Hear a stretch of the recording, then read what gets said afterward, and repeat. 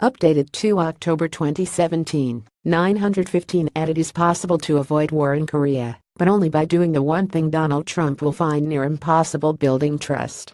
According to classic deterrence theory, the only way to convince a nuclear-armed opponent that you will use your nukes is to have them believe you value the targets they can threaten. If they can directly target your homeland, then, the theory goes, you will retaliate if it is attacked.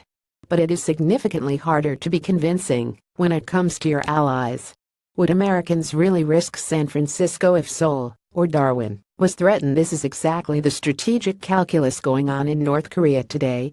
The decades of peace created by the Cold War showed us the way to deter opportunistic aggression is to create a tight-knit community of your allies, such as the U.S. did in Europe after World War II. To accomplish this, the U.S. should ensure complete unanimity of message and purpose. There should be nothing unpredictable about their reactions for either their enemies or their allies. There should not even be the slightest hint the U.S. can in any way be decoupled from them. If the U.S. believes this, and their allies believe this, then it is likely their enemies will not be prepared to risk attacking an ally for fear of retribution from the U.S. Mixing paranoia with power. Clearly, Donald Trump is marching to the beat of a different drum. His Twitter tantrums accusing South Korea of appeasement, combined with his demands that allies pay for their own defense, are telling the North the U.S. can be, and even wants to be, separated from its allies. It is also telling the allies they cannot trust the U.S. This is exactly what Kim Jong-un wants.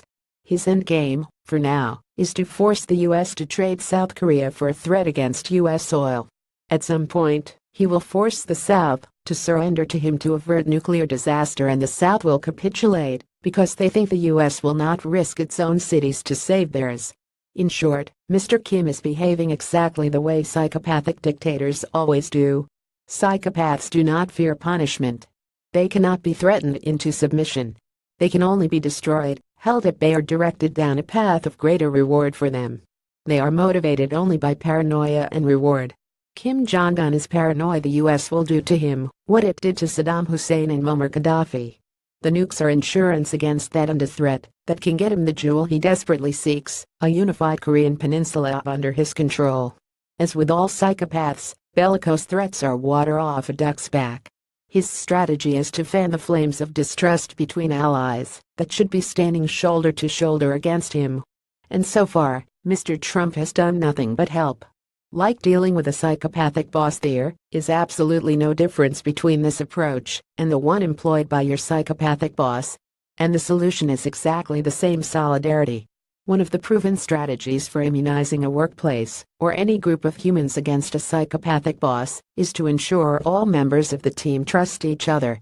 When all communication is honest and open and the team cooperates to attain a shared goal, there are no levers and wedges for the workplace psychopath to use. Trust and cooperation will always defeat psychopathic manipulation. Exactly the same is true at the national scale. Kim Jong-un must believe South Korea, Japan, Australia, and the U.S. will act as one if any of them is threatened.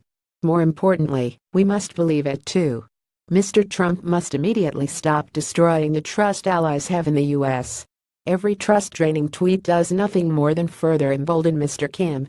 He must immediately commence a process of unification of purpose in that alliance. It will be hard for him. He attained power using exactly the strategy being deployed by Mr. Kim: divide and conquer. Trust, cooperation, and unity are alien concepts to Mr. Trump, and the opposite of what has worked personally for him so far. His gut reaction to any threat is to blame others, and his impulsivity means this is often communicated in the heat of the moment. But if the world is to have any chance of avoiding nuclear war, he must build trust. And if he can't, America must find a way to do it without him. Not doing this guarantees war on the Korean peninsula. Doing it will guarantee peace. It won't be a rainbows and lollipops kind of peace. It will be a teeth-grinding, e.g. peace that is constantly tested. But at least nobody dies. David Gillespie is the author of Taming Toxic People: The Science of Identifying and Dealing with Psychopaths at Work and at Home.